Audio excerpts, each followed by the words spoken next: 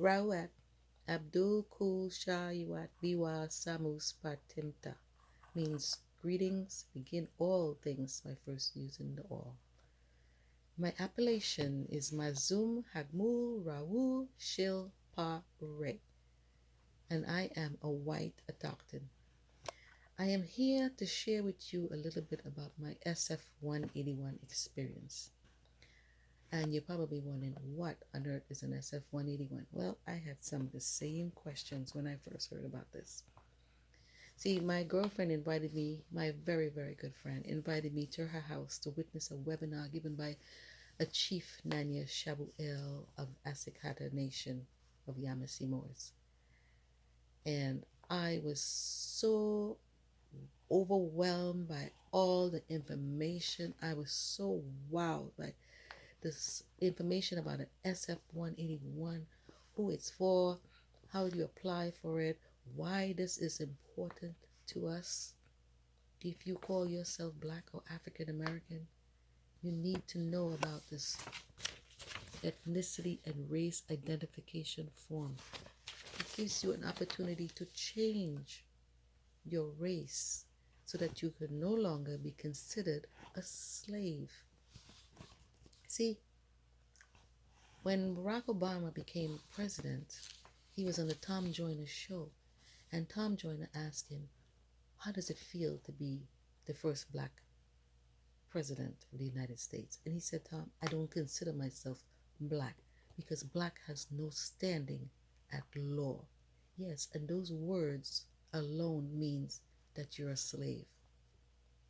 So, a little bit about the Privacy Act statement. It says, ethnicity and race information is requested under the authority of 42 U.S.C. Section 2000E-16 and in compliance with the Office of Management's Budget's 1997 revision to the standards for the classification of federal data on race and ethnicity. It says providing this information is voluntary and has no impact on your employment status, but in the instance of missing information, your employing agency will attempt to identify your race and ethnicity by visual observation. So, if by choosing to be Black and African American, you're considered a slave, and you have a choice to fill out a form to change that, would you do it? On this form, there are 5 categories to choose from. I don't know if you could see that says Standard Form 181. Categories I just want to read. First category is American Indian and Native Alaska Native. American Indian or Alaska Native. A person having origins in any of the original peoples of North and South America, including Central America, and who maintain tribal affiliation or community attachments. Second category is Asian, a person having origins in any of the original peoples of the Far East, Southeast Asia, or the Indian subcontinent, including, for example, Cambodia, China, India, Japan, Korea, Malaysia, Pakistan, Philippine Islands, Thailand, and Vietnam.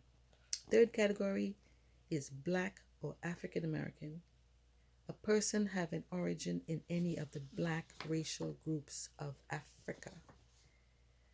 Fourth category is Native Hawaiian or other Pacific Islands, a person having origins in any of the original peoples of Hawaii, Guam, Samoa, or other Pacific Islands.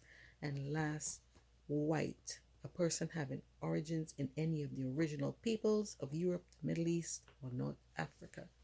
I don't know if you were paying attention, but the only category that does not say original peoples is Black and African American. And by now, we should all know that African people are the original peoples of this entire planet. In addition, white, a person having origins in any of the original peoples of Europe, Middle East, or North Africa, well, that's the African people, because Europe was named after the Ethiopian princess. So it was all Africa. Middle East is Africa, and North Africa is Africa. So that has to be you that they're talking about when they say white. You know, black racial group of Africa. It talks about a black racial groups of Africa in the category of black and African American, but I never heard of a black racial group of Africa, and so far no one has been able to come up with a group called Black Racial Groups of Africa. So I wouldn't choose that category. I would not choose that category because that puts you right back into slavery. So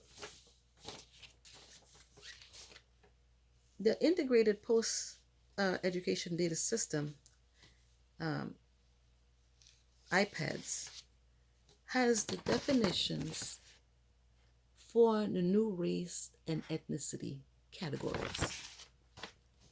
And under race and ethnicity, new definition, it says categories developed in 1997 by the Office of Management and Budget's OMB that are used to describe groups to which individuals belong, identify with, or belong in the eyes of the community.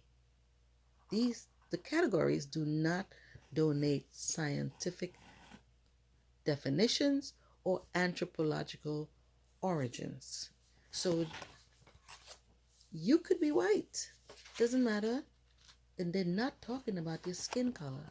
They're talking about categorizing people, status wise. They're not talking about the skin color. So yes, you can be white, and if given a choice, you should choose white if that takes you out of slavery. So Chief Nanya Shaabu Eil and the At-Sik Hata Nation will teach you how to go about filling out this form the correct way and changing your status from black to white. That's what you need to do to become or not to be a slave in this United States. You can get this information by sending an email requesting to be on the webinar that's given every Monday, 7 p.m. Eastern Time at aspwebinar at protonmail.com. That's aspwebinar at protonmail.com. And I just want to say that I am grateful for Chief and his information, and I've learned so much from him over this last year or so. I certainly do appreciate everything that was done for me from that webinar. So to that I say, Abby Gador, Abby Gador, Abby Gador, which means white power, white power, white power.